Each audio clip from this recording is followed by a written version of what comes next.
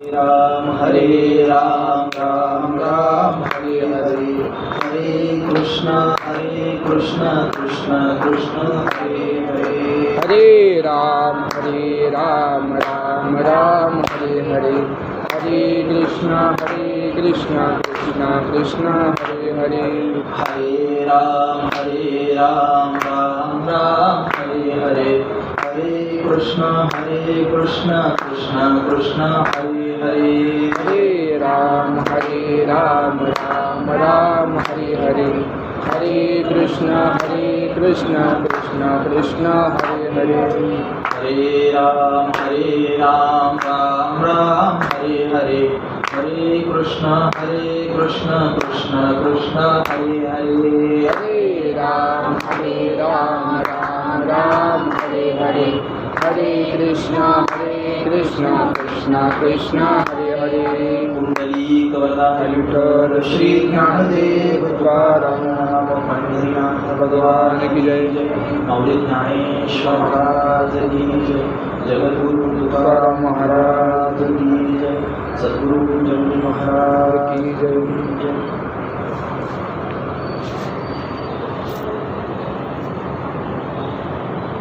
सच्चिदानंद सद्गुरु जंगली महाराजांच्या या पवित्र दरबारामध्ये महाराजांच्या 132व्या पुण्यतिथी सोहळ्याच्या निमित्ताने महाराजांची सेवा करण्याची, शब्दांनी सेवा करण्याची संधी आज माझ्या वाट्याला. जगद्गुरु श्रीमंत श्री तुकाराम महाराजांचा अभंग आहे. ते असं म्हणाले की सेवा करायला मिळाली हे आताच्या आयुष्यात काही घडलेलं नाही विशेष, मात्र कदाचित असेल तर मागचं काहीतरी पुण्य असलं पाहिजे. तुका म्हणे मग जर न घडता सेवा, पूर्व पुण्य ठेवा ओढवला. तत्वज्ञानाचा अभ्यास करणारा एखादा विद्यार्थी, भक्तीच्या प्रांतामध्ये एखादी धडपड करणारा विद्यार्थी, सामाजिक शास्त्राचा अभ्यास करणारा एखादा विद्यार्थी, जो कुणी असा जाणता माणूस असतो आणि जो पुण्याच्या वातावरणामध्ये वावरत राहतो, तो देव मानणारा असला काय किंवा नसला काय, त्याला जंगली महाराजांचं महत्व मान्य करावं लागतं. इतकी महत्वाची ही विभूती आहे. 132वी पुण्यतिथी आज आपण मोठ्या आनंदानं साजरी करतोय. इथे येत असताना आणि बोलत असताना माझ्या अंतःकरणातली भावनाच ही आहे की फार सेवा झाली नाही, मात्र काहीतरी वाडवडिलांचं पुण्य असेल आणि आज ते इथं आहे.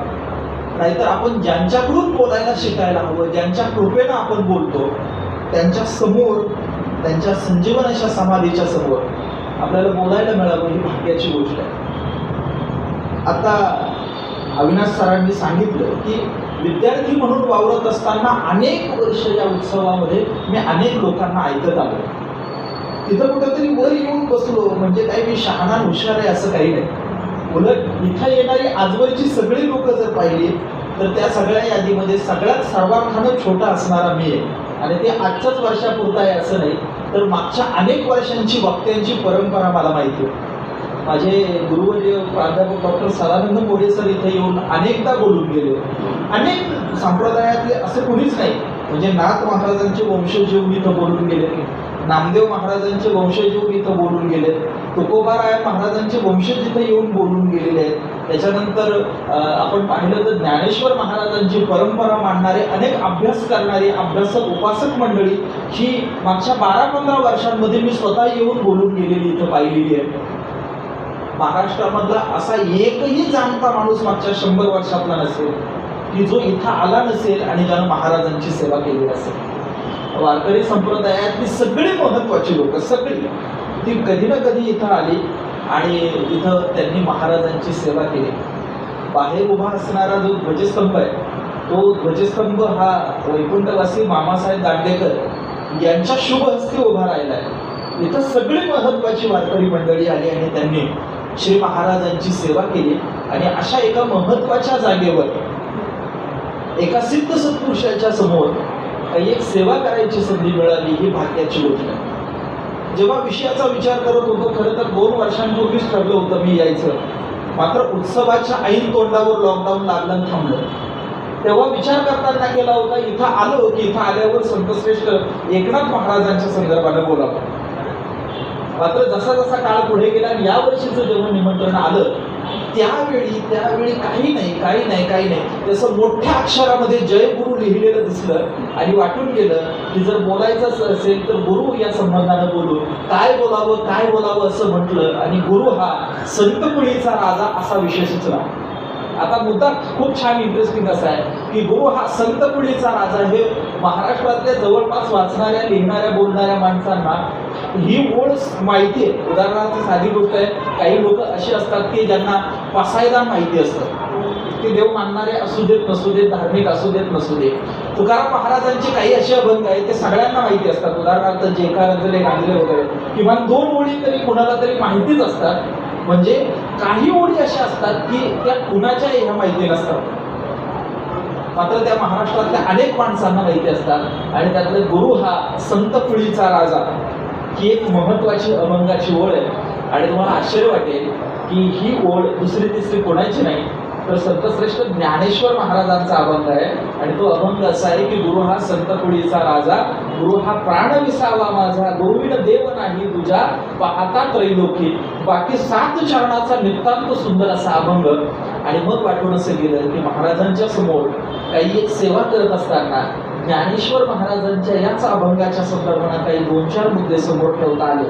आणि जर त्या माध्यमातून सेवा घडली ना आपलीच वाणी पवित्र होईल, त्या पावन उद्देशानं हा सगळा प्रवचनाचा सेवेचा प्रयत्न मी करणार आहे. मी आपल्या सगळ्यांना खूप मनापासून वंदन करतो. इथं उपस्थित असणारी श्रोते मंडळी कशी असतात हे मला माहिती आहे. इथं ऐकायला येणारी जी मंडळी आहे त्यांनी अनेक लोकांना ऐकलेलं असतं, त्याचे कान अत्यंत पक्के असतात. आणि असे पक्के असणाऱ्या लोकांच्या समोर काय ते आहे ना, तुकाराम महाराजांचा अभंग आहे की चतुराच्या सभेत पंडित कुशळ, मी काय दुर्बळ विष्णुदास. इथं पंडित येऊन गेले, अनेक स्किलफुल असे चतुर वक्ते येऊन गेलेले. मात्र मी एक वारकरी आहे आणि एका वारकऱ्यानं महाराजांची सेवा करावी म्हणून आज महाराजांचीच काय म्हणूयात की प्रेरणा आणि आशीर्वाद मला संधी मिळाली. मी वारकरी म्हणून विचार करतो तर महाराजांचे वारकऱ्यांवर खूप उपकार आहे. महाराजांचे कसे सगळ्यांवर उपकार आहेत, जाती धर्माच्या पलीकडं हिंदूंवर उपकार आहेत, मुसलमानांवर उपकार आहेत, इथल्या चळवळी करणाऱ्या लोकांवर उपकार आहेत, सगळ्यांवर उपकार. ज्या मंडळींनी महाराजांचं चरित्र गांभीर्यानं समजून घ्यायचा प्रयत्न केला त्या लोकांना जंगली महाराज नावाची जी व्यक्ती होती ती एकाच वेळेस अवलिया आणि त्याच वेळेस आत्यंतिक लोकांमध्ये असणारी अशी होती. अवलिया म्हणजे अलौकिक असा कोणीतरी आणि लौकिक. जर आपण पाहिलं तर अधिकाराच्या दृष्टीनं विचार केला तर अलौकिकता आहे, मात्र लोकांमध्ये वावरत असताना आत्यंतिक साधेपणानं महाराज वावरत राहिले. रोकडोबाचं मंदिर आणि हा भांबुर्ड्याचा सगळा परिसर हा महाराजांच्या पदस्पर्शानं पावन झालेला परिसर आहे. म्हणजे इथं येत असताना तत्वज्ञ मंडळींशी चर्चा करावी. त्यांच्या काही चरित्रकारांनी तर असं नोंदून ठेवलंय की त्यांचा वेदांत तत्वज्ञानाचा उत्तम अभ्यास होतो. ते म्हणजे एखादा व्यक्ती तत्वज्ञानाची एखाद्या प्रश्नाची चर्चा करायला आला तर ते अत्यंत काय म्हणूयात की नेमकेपणानं त्या प्रश्नांना उत्तर द्यायचे, इतका तत्वज्ञानाचा त्यांचा गाढा अभ्यास होता. दुसऱ्या बाजूला जर विचार केला तर 4 भाषा येत होत्या. किती भाषा? पर्शियन येत होती, कानडी येत होती, मराठी येत होती, उर्दू येत होती. आणि या 4ही भाषा बोलताही येत होत्या, लिहिताही येत होत्या, वाचताही येत होत्या. विविध भाषा कोविद असणारे, तत्वज्ञानाचा प्रचंड व्यासंग असणारे असे ते सत्पुरुष होते. तुकाराम महाराजांवर त्यांचं खूप प्रेम होतं. किती प्रेम होतं? इतकं प्रेम होतं की या टेकडीवर बसून जंगली महाराजांनी तुकोबाराय महाराजांच्या अनेक अभंगांचं चिंतन भक्तांसमोर केलेलं आहे. आणि असं म्हटलं जातं, माझ्या गुरुजींनी तुकाराम दर्शन नावाचा खूप महत्त्वाचा ग्रंथ लिहिला आणि त्यांनी त्यामध्ये खुलासावार असं नमूद करून ठेवलं की जंगली महाराज जेव्हा इथं तुकोबारायांच्या अभंगांच्या संदर्भानं बोलायचे त्यावेळी महात्मा ज्योतिबा फुले इथं येऊन बसायचे, महाराजांचं तुकाराम महाराजांचं ऐकायचे. आणि तुकोबाराय महाराज जंगली महाराजांकडून ऐकायला मिळाले. कुणाला? महात्मा फुल्यांना.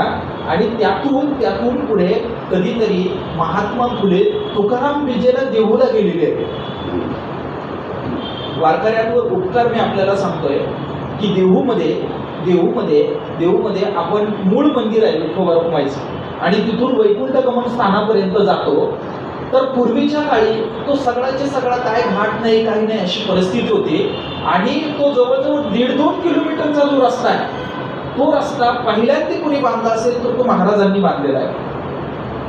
म्हणजे देहूच्या विकासाची सुरुवात करताना ज्या 2 लोकांची नावं आम्ही वारकऱ्यांनी वारंवार आदराने घेतली पाहिजे त्यातलं एक नाव म्हणजे पुण्यश्लोक अहिल्याबाई होळकरांचं आहे आणि दुसरं जर नाव कोणाचं असेल तर ते जंगली महाराजांचं आहे. महाराजांनी देहूच्या विकासाच्या संदर्भाने महत्वाची भूमिका निभावली. देहूमधली वारकऱ्यांसाठीची पहिली धर्मशाळा जर कुणी सुरू केली असेल उभी केली असेल तर ती आजपासून साधारणपणे 150-200 वर्षांपूर्वी महाराजांनी केली. आपल्याला इथली भजनाची सगळी परंपरा माहिती आहे. या जागेवर उभं राहत असताना गुरुभक्त परायण भाऊसाहेब महाराज बैरटांची मला खूप नम्रपणे आठवण येते. मागच्या पिढीमध्ये एक महत्व ते म्हणजे माहिती आहे कोण की ते आपण कॉर्पोरेशनच्या तिथं गेल्यानंतर कडेला जो एका वारकऱ्याचा पुतळा उभा आहे.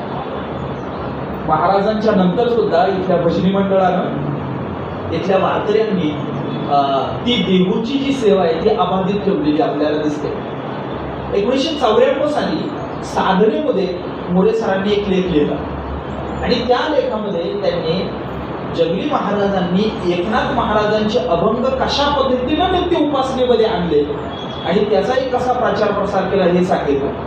म्हणजे मी वारकरी म्हणून जेव्हा विचार करतो त्यावेळेस देहूच्या विकासाची संकल्पना मांडणारे असे जंगली महाराज, जगद्गुरु तुकोबाराय महाराजांच्या अभंगांवर प्रेम करणारे आणि त्याची काय बोलूयात की अशी लोकांना सोबत घेऊन चिंतन घडून आणणारे महाराज, एकनाथ महाराजांच्या अभंगांवर चिंतन घडवणारे, नित्य उपासनेमध्ये भजनामध्ये ते अभंग म्हटले जावे अशा पद्धतीनं व्यवस्था लावणारे महाराज, तत्वज्ञानाचे अभ्यासक असणारे महाराज, विविध भाषा जाणणारे महाराज, अशा एका काय म्हणूयात की तत्वज्ञ आत्मसाक्षात्कारी सिद्ध सत्पुरुषाच्या संजीवन समाधीच्या समोर एका वारकऱ्याला सेवा करायला मिळणं, आपण कल्पना करा हे किती मोठं भाग्य आहे. आपण पाहतो विचार करतो की अशी सिद्ध सत्पुरुष मंडळी जन्माला येतात आणि सगळ्यांना पोटाशी लावत भक्तीचा रस्ता दाखवतात. पुण्यामध्ये आणि महाराष्ट्रामध्ये त्या काळामध्ये जी काही सिद्ध सत्पुरुषांची परंपरा होती, अक्कलकोटला श्री स्वामी समर्थ महाराज होते, आळंदीमध्ये नृसिंह सरस्वती स्वामी महाराज होते आणि अशा काळामध्ये एक महत्वाचं व्यक्तिमत्व जर कोण असेल तर ते व्यक्तिमत्व म्हणजे महाराज होते. आणि त्या अशा सिद्ध सत्पुरुषाच्या समोर एका वारकऱ्याला सेवा करत असताना मी स्वतःला भाग्यवान समजलं. काही लोक इथं येतात आणि काही नाही, वातावरण पाहून फक्त भाग्यवान आहे असं म्हणतात. मी जाणतेपणानं भाग्यवान म्हणतो. मला कल्पना आहे की वारकरी म्हणून महाराजांचे आमच्यावर काय उपकार आहेत आणि त्या उपकारातून अत्यंतिक कृतज्ञतापूर्वक व्यक्त व्हावं म्हणून मी महाराजांना वंदन करण्यासाठी, त्यांच्या पायावर वारंवार डोकं ठेवण्यासाठी, श्री संतांची या माथा चरणावरी साष्टांग हे करी दंडवत विश्रांती पावलो सांभाळा उत्तरी. बाबा आता तुमच्या पायाच्या जवळ आलो, उर्वरित काळामध्ये सांभाळ करा एवढी विनंती करण्यासाठी ही सेवा त्यासाठी. आणि त्याच्यासाठी गायलेला जो अभंग आहे तो अभंग हा संतश्रेष्ठ ज्ञानेश्वर महाराजांचा आहे. ज्ञानेश्वर महाराज म्हणतात की गुरु हा संत कुळीचा राजा, गुरु हा प्राण विसावा माझा. खरं तर सर्वसामान्य माणूस त्याला विषयाच्या ठिकाणी विसावा वाटतो. तो तात्पुरता का असेना तो तिथंच विसावतो. कुणीतरी माहिती असतं अत्यंत नालायक माणूस आहे मात्र गोड बोलताना तर हवं असं वाटतं का, कारण शब्द नावाच्या विषयाच्या ठिकाणी जाऊन आपण विसावतो.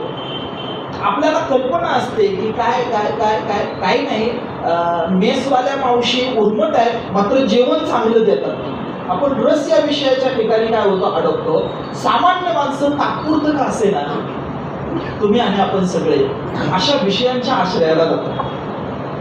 मात्र प्राण जो आहे, आत्मा जो आहे, तो सच्चित आणि आनंद स्वरूप आहे. त्याचं सांगताना सांगितलं काय, तो कसा आहे, सत आहे, चित आहे आणि आनंद स्वरूप आहे.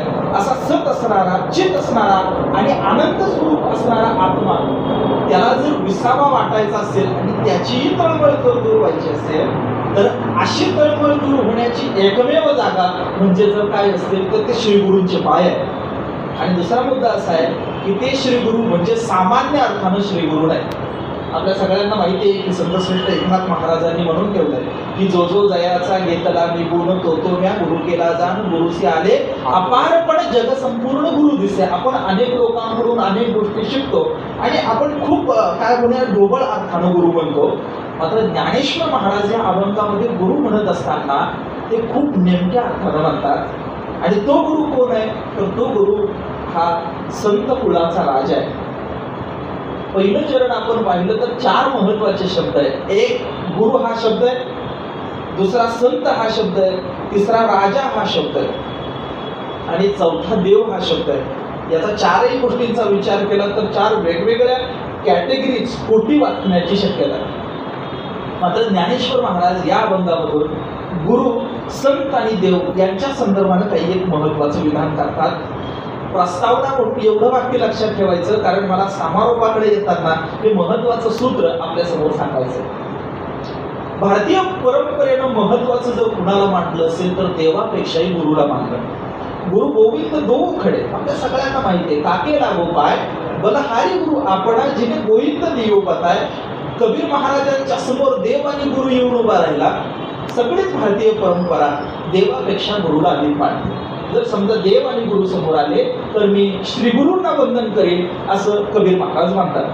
गुरुला वंदन करण्याची, त्याची पूजा करण्याची, देवाहूनही श्रेष्ठ मानण्याची अशी परंपरा जर कुठली असेल तर ती भारतीय विचाराची परंपरा.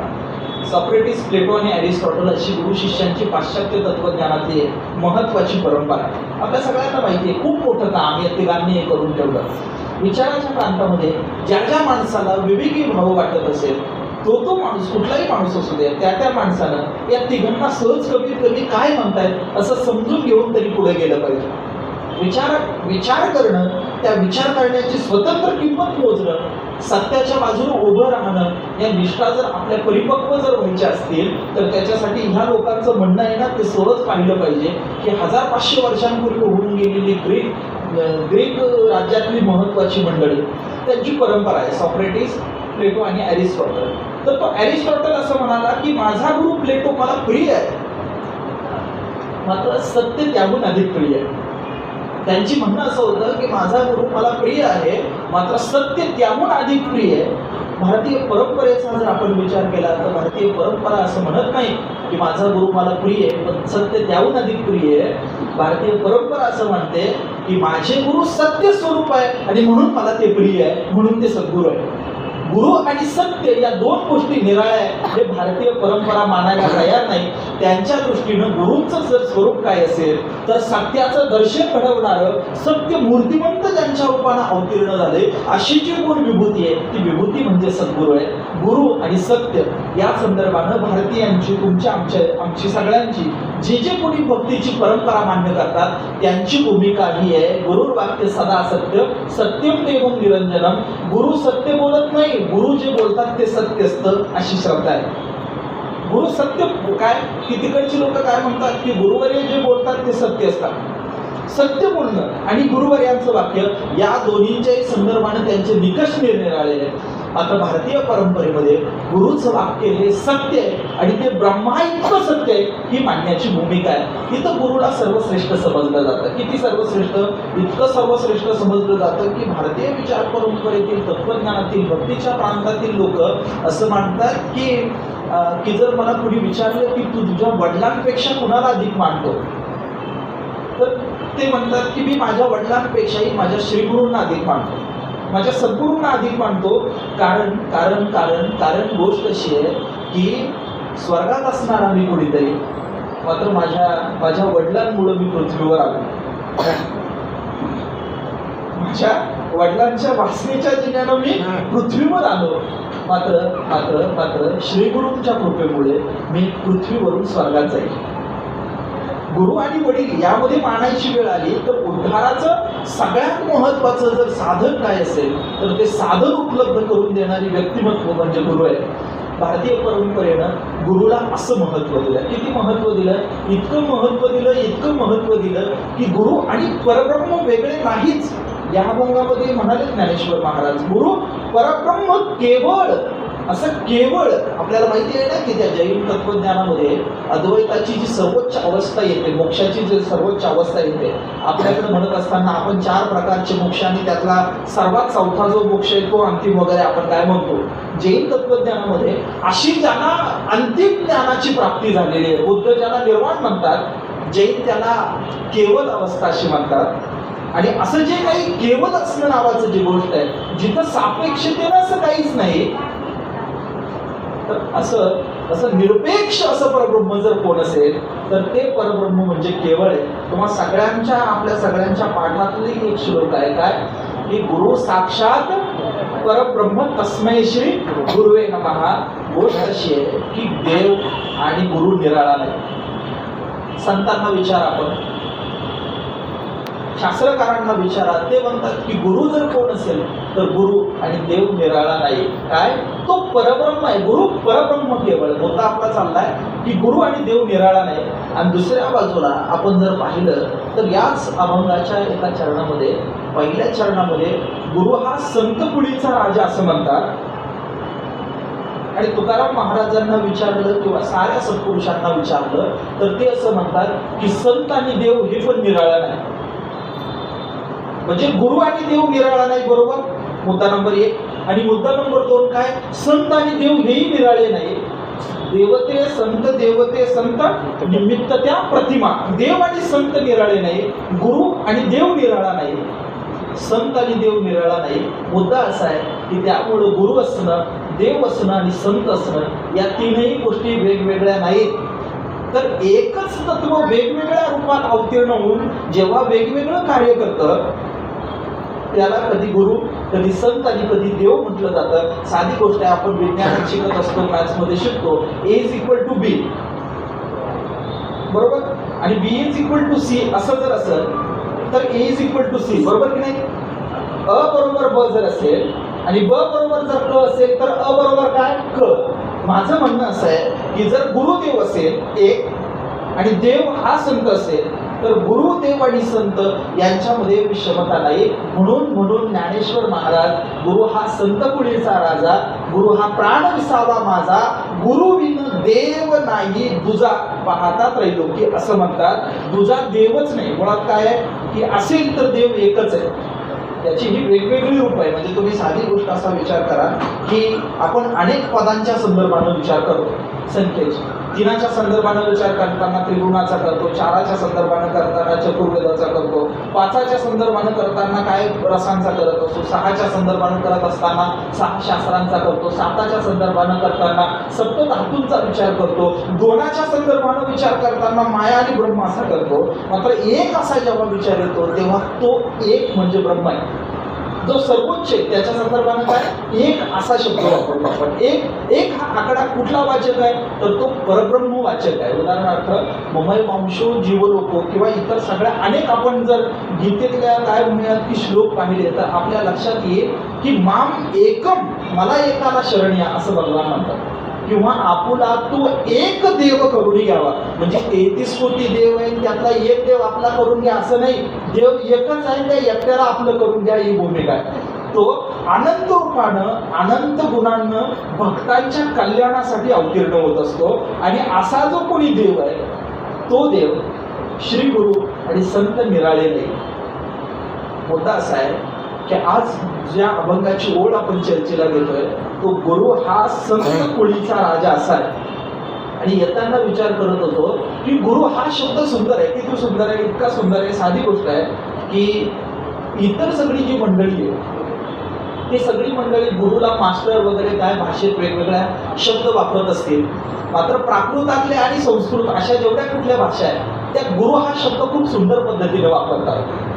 खूप सुंदर. म्हणजे गुरु या शब्दामध्ये जो आशय असतो तो आशय इतर कोणत्याच भाषेतल्या शब्दात प्रकट करता येत नाही एकाच पद्धतीने.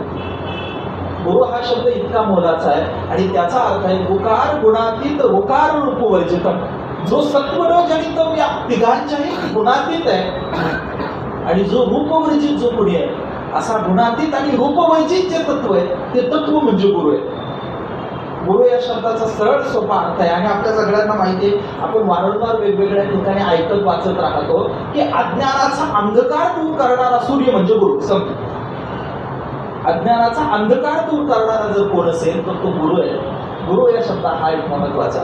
दुसरा संत हा शब्द. वारकरी परंपरेमध्ये संत असण्याची पहिली जी व्याख्या आहे ती पहिली व्याख्या ही मातोश्री मुक्ताबाई आई साहेबांनी केलेली आहे मराठीमध्ये. आणि त्यांच्या इतकी सुंदर व्याख्या इतर कुठेही आपल्याला सापडणार नाही. आपल्या सगळ्यांना कल्पना असेल की काही लोकांनी ज्ञानेश्वर महाराजांना त्रास दिला आणि माऊलींना त्रास दिल्यानंतर माऊली दरवाजा बंद करून बसले आणि त्यावेळी लहान असणाऱ्या मुक्ताबाई आई साहेबांनी काही एक महत्वाच्या गोष्टी ज्ञानेश्वर महाराजांना सांगितल्या आणि आपण सगळेचे सगळे ते ताटीचे अभंग म्हणून ओळखतो. ते ताटीचे सगळे अभंग आणि त्याच्यामधला एक अभंग आहे. सुरुवातीला आपल्या सगळ्यांना माहिती योगी पावन मनाचा साहे अपराध जनाचा असा पहिला अभंग आणि नंतरच्या काही अभंगामध्ये ते सांगतात की माऊली तुम्ही संत आहे. तुम्ही कोण आहात? तुम्ही संत आहे. आणि मग पुढच्या अभंगामध्ये संत म्हणजे काय याची व्याख्या करतात आणि ते म्हणतात की संत तोची जाना जगी दया क्षमा ज्याची अंगी लोभ अहंता नाही म्हणा जगी विरक्त तोची जाना इह परलोकी सुखी शुद्ध ज्ञान ज्याचे मुखी तुम्ही तरुणी विश्वतारा ताटी उघडा ज्ञानेश्वरा. आपण एका पवित्र प्रांगणामध्ये बसलेलो आहे आणि मला आपल्या सगळ्यांना तो अभंग सांगायचा आहे. आणि विचार करा की जंगली महाराजांना समोर आणा आणि कल्पना करा की सगळ्याचे सगळा अभंग त्यांना लागू होतो की नाही. संत तोची दाना जगी दया क्षमा ज्याची अंगी. संपूर्ण चरित्र पाहिलं तर दया आहे, क्षमा आहे, बरोबर की नाही. दया आहे, क्षमा आहे, शांती आहे. दया क्षमा ज्याची अंगी. दुसऱ्या बाजूला विचार केला तर लोभ अहंता नाही म्हणा. लोभही नाही, अहंकारही नाही, काहीही साठवलं नाही. असं म्हटलं जायचं की एका बाजूला तत्वज्ञानाची चर्चा करावी मात्र त्यासोबत लहान मुलांसोबत सुद्धा आनंदाने खेळावं. हे कुणाला शक्य होतं माहितीये की ज्याला मी आणि माझं या दोन गोष्टींचं काय मी माझे आठवण ऐसे विसरले जयाचे अंतकरण पार्था तो संन्याशी जाण निरंतर. हा मुक्ताबाई आई साहेबांचा संतत्वाचं वर्णन करणारा अभंग जसाची तसा लागू जर कुणाला होत असेल तर तो महाराजांना लागू होतो.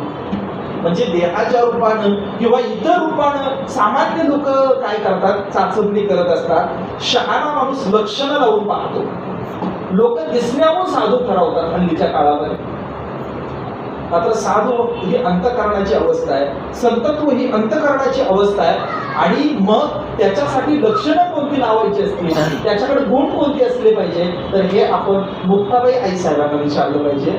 म्हणजे त्यांना गुरु असण्याचे गुण लागू होतात, त्यांच्याकडे संत असण्याचे गुण विद्यमान आहे आणि त्यांच्याकडे देव असण्याचे गुण विद्यमान आहे. भारतीय विचार परंपरेमध्ये आणि वारकऱ्यांमध्ये तर देव आणि गुरु यांचं साम्यत्व सांगितलं आणि ते सर्वाधिक उत्तम पद्धतीनं अधोरेखित जर कोणी केलं असेल तर ते अधोरेखित करण्याचं काम हे जगद्गुरु श्रीमंत श्री तुकाराम महाराजांनी म्हणाले.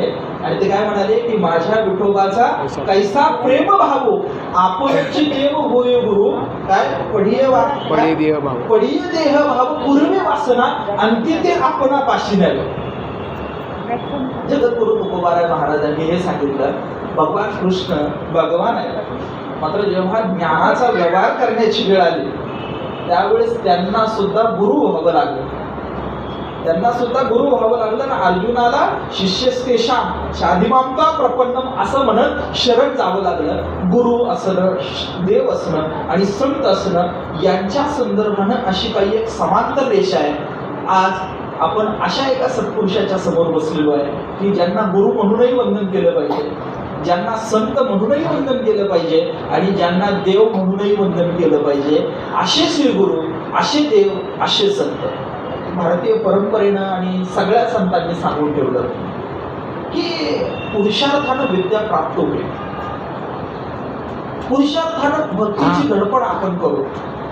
मात्र जर विद्या आणि भक्ती प्रकाशित व्हायची असेल तर त्याच्यासाठी संतांची, साधूची, गुरुची कृपा लागते.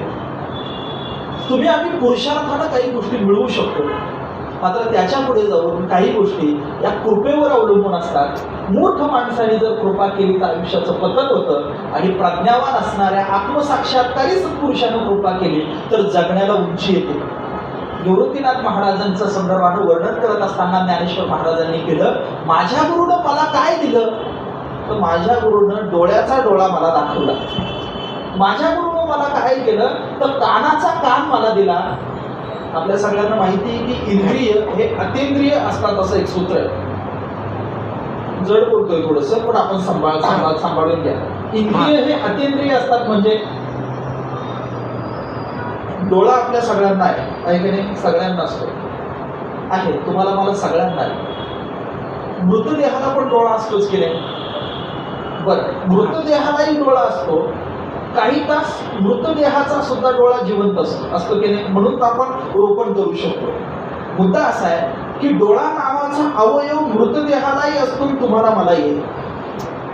मात्र जिवंत माणसाला दिसतं आणि मृतदेहाला दिसत नाही. इंद्रिय आहे, मात्र त्याच्या मागची जी शक्ती असते ती कशी असते? अतींद्रिय अशी असते.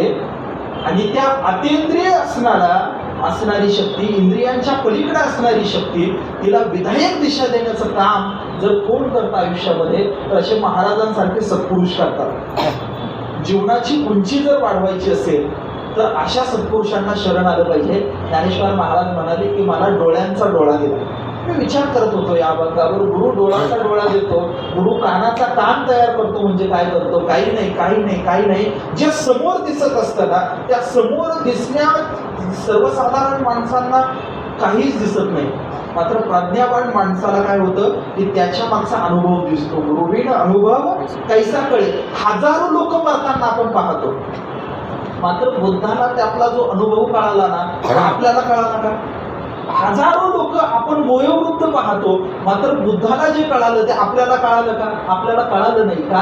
कारण आपल्याला फक्त अनुभव दिसला, कळाला नाही. प्रज्ञावान माणसाच्या संगतीत राहिलो, आत्मसाक्षात्कारी सत्पुरुषाच्या संगतीमध्ये राहिलो तर आपल्याला दिसणं, बोलणं, बसणं, उठणं, कृती याच्यामधल्या बिटवीन द लाईन कळायला लागतात आणि हळूहळू वैराग्य येत जातं. इतर लोक विचार करत बसतात, अरे हे काय झालं. मात्र ज्याला गुरुचं म्हणणं कळालं तो भक्तीच्या वाटेनं चालत जातो. आमच्या वारकरी परंपरेमध्ये एक महत्वाचे सत्पुरुष होऊन गेले, बहमनी महाराज असं त्यांचं नाव. एकदा गोष्ट अशी झाली, एक राजा होता आणि तो राजा त्याच्या पत्नीच्या सोबत त्याच्या खाजगी प्रायव्हेट बगीच्यामध्ये निवांत बसला होता आणि समोर काही फळं ठेवलेली होती.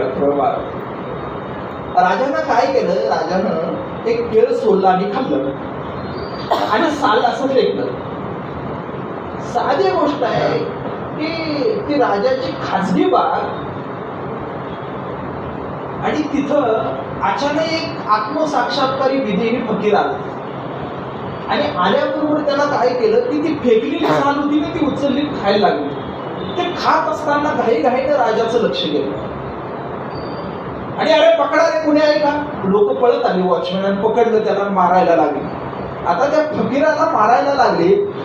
फकीर मार खात होता, मात्र मार खात असताना फकीर हसत होता. लोकांनी विचारलं काय? राजा म्हणाला, अरे तू मार खातोय अंतरी हसतो.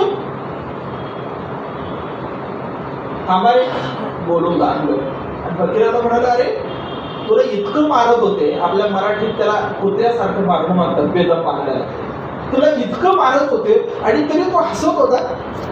तो फकीर म्हणाला, महाराज मला ही सैनिक मंडळी मारतायत याचं हसू नव्हतं येत. मला हसू या गोष्टीचं येत होतं की मी केळाची साल खाल्ली तर मला इतका मार बसला, तुम्ही केळाचा गाभा खाल्ला, तुम्हाला किती बसेल. आणि तुम्हाला आश्चर्य वाटेल, साधूच्या या एका शब्दाचा इतका परिणाम झाला त्या राजावर की त्या राजानं सगळं सोडलं आणि तो भगवत भक्त झाला. त्यांचं नाव म्हणजे संत बहिमनी महाराज. मुद्दा आपला काय चालला आहे की सामान्य माणसांना सुद्धा ऐकू खूप येतं, मात्र त्यातलं ऐकू येत नाही. सामान्य माणसांना अनेक गोष्टी दिसत असतात मात्र दिसत नाही. गुरु आपल्या इंद्रियांची कक्षा गुंतवतात. जेव्हा जेव्हा एखादा साधक असतो, भक्त असतो आणि तो ज्ञानाच्या विशिष्ट अवस्थेला पोहोचतो, तेव्हा काय होतं? ज्ञानेश्वर महाराजांना विचारा. ज्ञानेश्वर महाराज म्हणतात की तो स्वर्गीचा आलोक ऐकेल. तो काय करतो? त्याला स्वर्गाच्या त्याला स्वर्गाच्या पलीकडचं ऐकू येतं. तो काय करतो? त्याला मुंगीचं मनोगत कळतं. चीटी के पाव में घुंगरू बजे वो भी अल्लाह सुनता है, असं कबीर महाराज म्हणाले. म्हणजे त्या मुंगीच्या पायाला घुंगरू बांधलं की इतकं बारीक त्याला ऐकू येतं, विशिष्ट मर्यादेपर्यंतचं. तुम्हाला आणि मला खूप शांततेतलंही ऐकू येत नाही, खूप मोठंही ऐकू येत नाही. अशा साक्षात्कारी पुरुषांनी जर कृपा केली तर शब्दांचे अर्थ अधिक उत्तम पद्धतीने काढायला लागतात. दिसतं जे काही, अरे हे जग सगळंचे सगळं ब्रह्मरूप आहे, हे सगळ्याचे सगळं सांगून संत थकले तरी सुद्धा तुम्हाला मला कळत नाही, तुम्हाला मला साक्षात्कार होत नाही.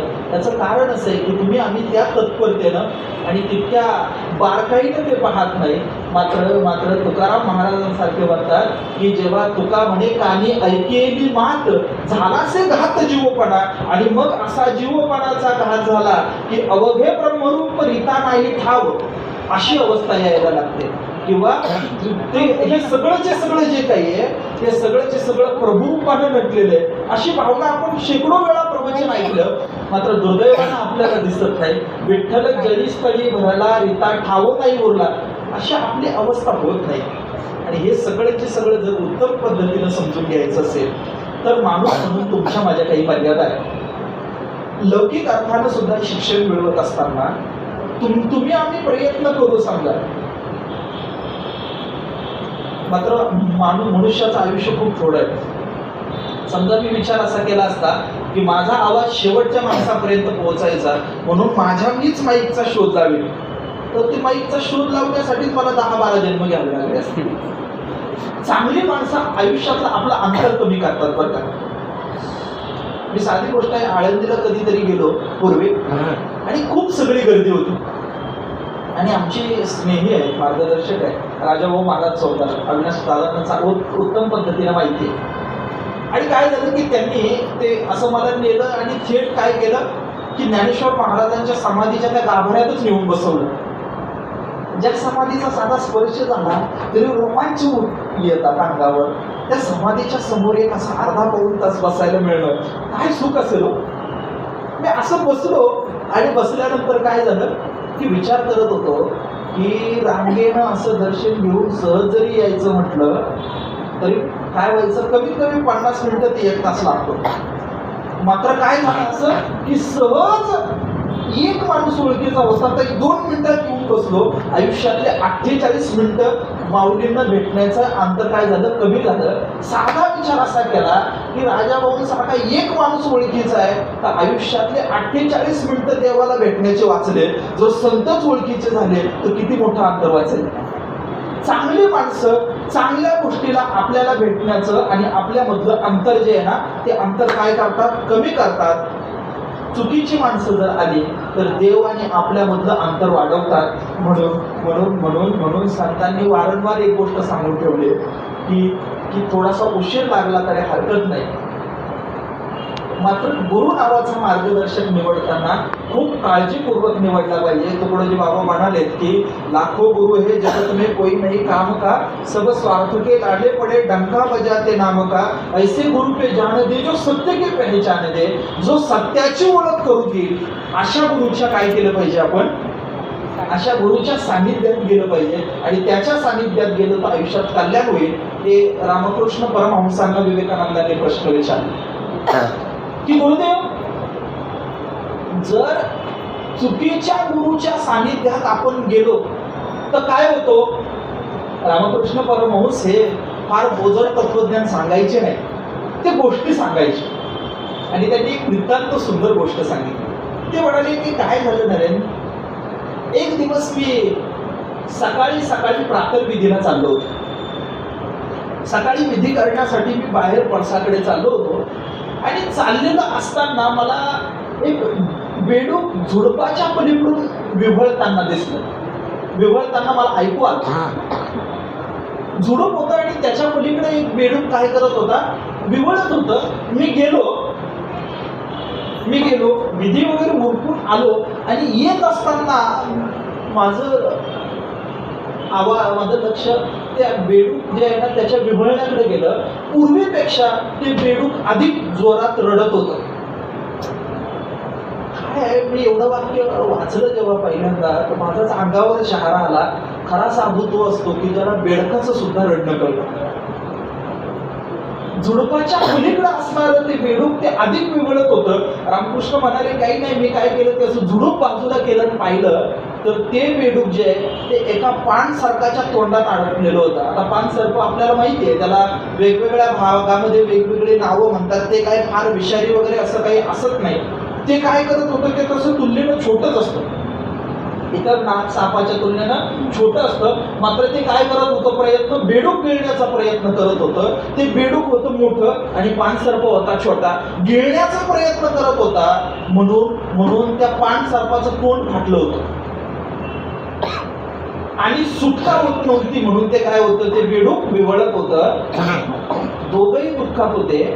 रामकृष्ण परमहंस म्हणाले चुकीचा गुरु मिळाला की गुरुची अवस्था पानसर्पासारखी होते आणि शिष्याची बेडकासारखी होते. आयुष्यामध्ये थोडा उशीर लागला तरी चालेल.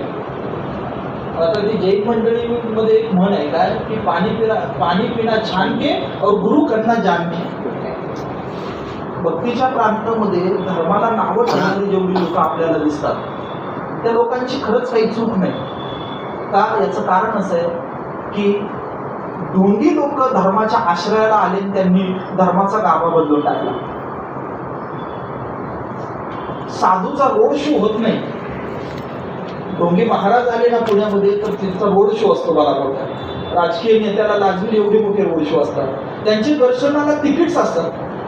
साधूचं असं दर्शनाला तिकीट नसतं. तुम्ही 21,000 रुपये दिले तर तुम्ही पहिलं दर्शनाला या. असं जर जंगली महाराजांच्या काळात जर असतं तर महाराजांनी कमरात लाता घातल्या नसत्या का आपल्या. साधूच्या ठिकाणी समत्व असतं, साधूच्या ठिकाणी प्रज्ञा असते आणि साधूच्या ठिकाणी आणखीन एक महत्वाची गोष्ट असते, त्याच्या ठिकाणी कारुण्य असते. ज्ञानी माणसं अनेक असतात. मी आपल्याला सांगितलं की त्यांचा ज्ञानाचा अधिकार किती मोठा होता. मी आपल्याला सांगितलं एक मुद्दा मी विसरून जाईल जाता जाता की आपल्या सगळ्यांना हा जंगली महाराज रोड हा पूर्वी 80 फुटी रोड म्हणून ओळखला जायचा. हा बरोबर नाही. आणि तिकडचा जो आहे तो फर्ग्युसन महाविद्यालयाचा रस्ता आहे. त्याच्यामध्ये ज्ञानेश्वर महाराजांचे एक पादुका आहे. तो ज्ञानेश्वर पादुका चौक आपल्या सगळ्यांना माहिती आहे. आणि दुसरा जो चौक आहे तो कुठला आहे, जगद्गुरु संतश्रेष्ठ तुकाराम महाराज चौक. आपण सगळे त्याला तुकाराम चौक वगैरे असं तुकाराम पादुका चौक असं म्हणतो. मुद्दा असा आहे की मी कधीतरी अभय टिळक सरांकडून असं ऐकलं होतं की तुकाराम महाराजांच्या त्या पादुकांची स्थापना ही जंगली महाराजांच्या हातून झालेली आहे. म्हणजे महाराजांचं किती या सगळ्या संदर्भानं किती महत्वाचं असं काम होतं. तर गुरु नावाची जी गोष्ट आहे, योग्य मार्गदर्शक जर नसेल तर आयुष्यामध्ये अशा पद्धतीनं काय होतं, अशा पद्धतीने नुकसान होतं. म्हणून आपली परंपरा नेहमी असं म्हणत आली की एक प्रज्ञावान माणूस असला पाहिजे. ज्ञानी लोक खूप असतात, मात्र तरी ज्ञानी गुरु संत यांच्यामध्ये काही एक फरक आहे. उदाहरणार्थ पहा ना तुम्ही की एखादा डॉक्टर असतो, किती चांगला डॉक्टर असतो, इतका चांगला डॉक्टर असतो, इतका चांगला डॉक्टर असतो की रिपोर्ट न पाहता सुद्धा माणूस येताना पाहिला, तोंड दाखव जीभ दाखव एवढं जरी झालं तरी तो सांगतो रोग काय. म्हणजे तो किती हुशार असतो, इतका हुशार असतो की रिपोर्ट न पाहता तो सांगतो की याला कुठला रोग झाला, याला कुठला रोग झालाय. त्याच्याकडे ज्ञान आहे. मात्र तो ऍडमिट करून घेताना म्हणतो की 1 लाख रुपये पहिलं डिपॉझिट भरा. त्याच्याकडे ज्ञान आहे मात्र कारुण्य नाही. गुरुच्या ठिकाणी ज्ञानही असतं आणि त्याला जोडून कारुण्यही असतं म्हणून कृपा करतात. ज्ञानेश्वर महाराजांनी वर्णन करताना गुरुचं केलं की ते दयार्द्र आहे. त्यांच्या ठिकाणी काय आहे, ओलावा आहे आणि तो दयेचा ओलावा आहे. अमृतानुभवाच्या सुरुवातीला गुरु राखे सदा डोके साक्षात विद्या हे शांतरी असं काही जे म्हणत जात असताना ते काय म्हणतात की ते दयार्द्र आहे आणि त्यांची दया कशी आहे, ते निरंतर दयाळू आहेत. काही लोक सिजनल दयाळू असतात. आपण सगळी मंडळी सिजनल दयाळू, आपण पार्ट टाइम दयाळू असतो. कोणीतरी आपल्याला दिसलं ना की तेवढ्यापुरती अंतःकरणामध्ये दया उत्पन्न होते. मात्र दीन रजनी दयाळू असणं हा गुरुच्या आणि संतांच्या ठिकाणी असणारा सद्भाव आहे. नवे नवे जे दयाळू नाहीत ते गुरु नाही, जे दयाळू नाहीत ते संत नाही. दया हा खूप महत्वाचा गुण आहे. ओशो माझे खूप आवडते वक्ते आहे बरं. मी खूप सगळं त्यांचं वाचलं. मला त्यांच्या ज्ञानाचं कौतुक वाटतं, वंदन करावं वाटतं वारंवार. एक जण त्यांच्याकडे गेला आणि त्यांना म्हणाला की तुमच्याकडे त्या 365 गाड्या आहेत. कोणत्या गाड्या होत्या त्या? विसरलो मी त्याचा. जगातला आजही खूप महत्वाचा ब्रँड आहे. आपल्याला फॉर्च्युनर, BMW हे खूप अलीकडचं आहे. जॅग्वार विग्वार पण खूप अलीकडचं, त्याच्याही पुढचं काही कोटी रुपये किंमत असणार आहे. आणि एक नाही मी विसरलोच ते, असू द्या. हा रोल्स रॉयस, बरोबर आहे. तर त्यावेळी काही त्याची किंमत काही लाखांमध्ये होती तेव्हा. ही गोष्ट 1989च्या अगोदरची आहे. आणि गोष्ट अशी झाली की काही लोक त्यांच्याकडे गेले कोरेगाव पार्कला. ते म्हटले की महाराज तुमच्याकडं 365 गाड्या, किती एवढ्या जर गाड्या विकल्या तर महाराष्ट्रामधल्या सगळ्या गरिबांची गरिबी दूर होईल, शेतकरी आत्महत्या करतायत दूर होईल.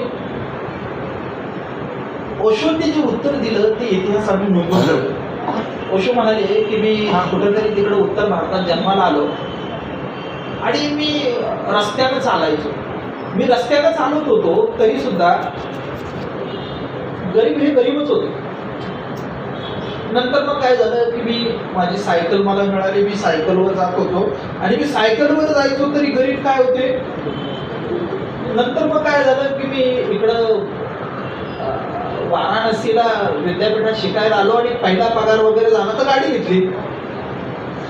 मी गाडीवर जायचो तरी सुद्धा काय गरीब ते गरीब होते. नंतर पुढे मी विमानांनी प्रवास केला, बसनी प्रवास करत होतो तरी सुद्धा माझा वेगवेगळ्या ठिकाणी प्रवास. मी विमानात होतो तरी गरीब काय होते, गरीबच होते. नंतर माझं प्रायव्हेट जेट झालं, माझं स्वतःचं विमान मी घेतलं, त्यात होतो. मी विमानाने प्रवास करत होतो तरी गरीब काय होते, गरीबच होते. मी कुठल्याही अवस्थेला होतो तरी गरीब गरीबच होते. 350 गाड्या, 350 गाड्या आहे माझ्याकडे, 365. आणि त्यातल्या आपण समजा की मी 350 विकल्या आणि हे सगळं जरी वाटलं तर गरीब काय राहतील, काय बोलायचं. ही विद्वान माणूस अशा पद्धतीने काय करतो, ज्ञान आहे मात्र कारुण्य नाही. संतांना माहिती असतं की वाटलं आहे ना ते वाटणं खूप तोडकं पडणार आहे. मात्र तरी सुद्धा तुकाराम महाराजांनी इंद्रायणी गहाण खतं बुडवली आणि संत दामाजी पंतांनी कोठार लुटून दिलं. ज्ञान आहेच पण त्याला जोडून कारुण्य असणं हे गुरु आणि संतांचं महत्वाचं लक्षण आहे. ज्याच्या ठिकाणी ज्ञान नाही, ज्याच्या ठिकाणी कारुण्य नाही, असा गुरु आणि असे संत उपयोगाचे नाही. उलट ज्ञान असेल, कारुण्य असेल, आध्यात्मिक अधिकार असेल, अशाच ठिकाणी असलं पाहिजे. ज्ञानेश्वर महाराज म्हणतात की माझे गुरु हे संत पुढीचे काय आहे, राजे आहेत. आणि राजाकडे काही गुण असले पाहिजे. राजा तरुण असला पाहिजे, राजाकडे शौर्य असलं पाहिजे. आणि तिसरा मुद्दा आहे राजा दयाळू असला पाहिजे. संत ही शूर आहे. जिंकावा संसार हा सगळ्याची सगळा अभंग आपण पाहिला तर आपल्या जिंकावा संसार काय अभंग, तया नाव शूर येर कायती बापुडे किर अहंकाराची गोडी. शूरत्वाचं काय, संत ही शूर आहे, गुरु ही शूर असतो आणि राजा ही शूर असतो. दुसरी गोष्ट, राजानं तरुण असलं पाहिजे आणि राजानं उदार असलं पाहिजे.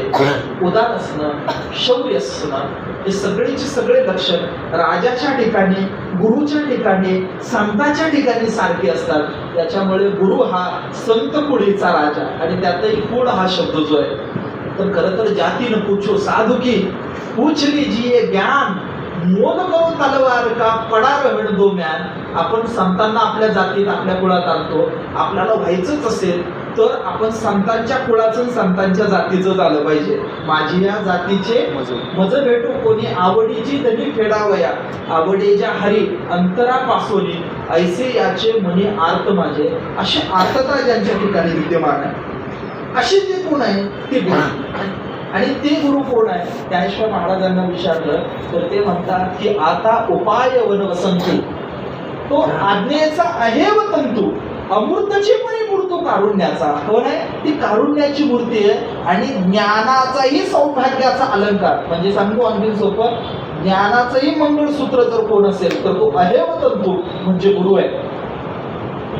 म्हणजे कोण आहे? गुरु आहे. आणि ज्ञानेश्वर महाराजांनी असा ज्ञानाचा अहेव तंतू जर कुणाला म्हटलं, सौभाग्याचा अहेव तंतू जर कुणाला म्हटलेलं असेल तर ते सौभाग्याचा अहेव तंतू गुरुला म्हटलं. आणि ज्ञानेश्वर महाराज या अभंगामध्ये म्हणाले गुरु सौभाग्य देऊन साधुबोध नांदवे. काय करतात गुरु? गुरु असं सौभाग्य देतात. कसं सौभाग्य देतात? असं सौभाग्य देतात. आणि ते हे सौभाग्य पदाचा अर्थ लावण्यासाठी विचारलं पाहिजे नाथबाबांना. आणि अभंग सांगितला पाहिजे. भक्ती प्रेमाविन ज्ञान नको देवा अभिमान नित्य नवाता या माझी प्रेम सुख देई प्रेम सुख देई. प्रेमाविन ताई समाधान. अहिल्याबाई त्या संगमनेरला गेल्या आणि संगमनेरला गेल्यानंतर तिथं त्या अनंत खंडींनी काही लावण्या सादर केल्या. आपल्या सगळ्यांना माहिती आहे ना, त्या अनेक लावण्या प्रसिद्ध आहे. त्यातली ती आपल्याला शाळेत होती ती एक लावणी. कुठली? सुंदरा मनामध्ये भरली जरा नाही ठरली हवेलीत शिरली वगैरे वगैरे. मोत्याचा गड्या हौस नाही पुरली कुणाची सांगू कशी कळी सोनं चाफ्याची वगैरे वगैरे.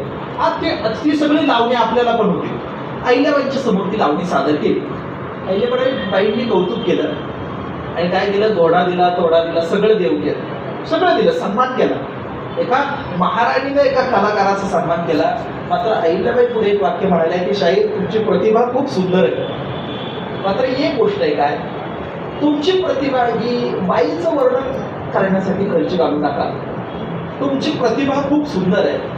मात्र तुमची प्रतिभा परमार्थाचं कुंकू द्यायला तर बरं होती. आणि आश्चर्य असं की त्या दिवशी अनंत पंडितने त्या दिवसापासून काय केलं? लावण्या करणं बंद केलं आणि फटका नावाचा काव्य प्रकार करायला लागले. पुढं कीर्तनही केली. मुद्दा असा आहे की गुरु सौभाग्य देऊन साधू बोध नांदवे. म्हणजे गोष्ट अशी आहे की माझा तरुणपणा आहे, माझं ज्ञान आहे, माझं वक्तृत्व आहे, माझ्याकडे असणारं जे काही आहे ना त्या सगळ्याला परमार्थाचं कुंकू लावून मला सवाष्ण करण्याचं काम श्री गुरु करतात. गुरु सौभाग्य देऊन काय करतात? साधू बोध नांदवे. आजवरच्या साधू संतांनी उद्धाराचा जो बोधाचा रस्ता दाखवला तो बोधाचा रस्ता देण्याचं काम हे श्री गुरु करत असतात. आपण अज्ञानी असतो. कोणत्याही गुरुच्या पाया पडताना त्याला शंकर स्वरूप समजून पाया पडलं जातं. कोणताही साधू शैव असू देत किंवा वैष्णव असू देत त्याला नारायण स्वरूप म्हणतात आणि नमो नारायण करतात. आणि गुरुला वंदन करत असताना तो शैव असला काय, वैष्णव असला काय, शाक्त असला काय, कुणी असला तरी त्याला शंकर स्वरूप समजलं जातं. त्या गोस्वामी तुलसीदासांनी रामायणाच्या सुरुवातीला वंदे बोधमयम नित्यम गुरुम शंकर रूपिणो यमाश्रितो ही वक्रोपी चंद्र सर्वत्र वंदते. असं म्हणाले की मी बोधमय नित्य बोधमय असणाऱ्या श्री गुरूंना वंदन करतो जे शंकर स्वरूप आहे. आणि त्यांची ताकद आणि त्यांची क्षमता एवढी आहे की त्यांच्या आश्रयाला आलेला वाकडा चंद्र सुद्धा वंदनीय होतो. मीही तसाच वाकडा आहे आणि मी काय झालो, मी तुम्हाला असा श्री गुरु शरण आलोय. वाकड्यालाही वंदनीय करण्याची ताकद जर कुणात असेल तर ती गुरुमध्ये असते. ज्ञानेश्वर महाराज सुद्धा गुरूंना म्हणत असताना म्हणाले की प्रभो तुम्ही महेशाची या मूर्ती. तुम्ही कोण आहात? तुम्ही भगवान शिवशंकराची मूर्ती.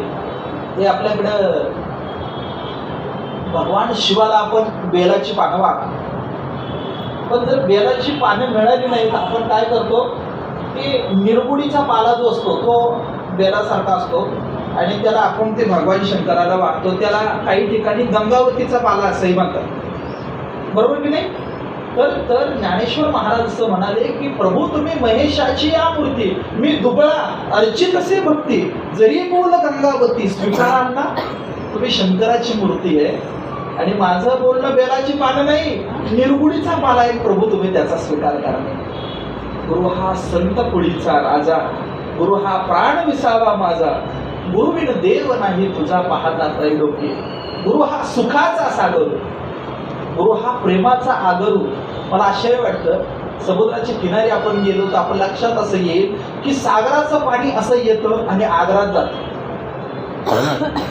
पण मजा अशी आहे की गुरु हा सुखाचा सागर आहे आणि प्रेमाचा आगर आहे. हे सागर आणि आगर समुद्र पाहिल्याशिवाय कळत नाही. मात्र मजा अशी आहे की सुखाचा सागर असा प्रेमाच्या आगरात येऊन तो वाहून नाही नेत.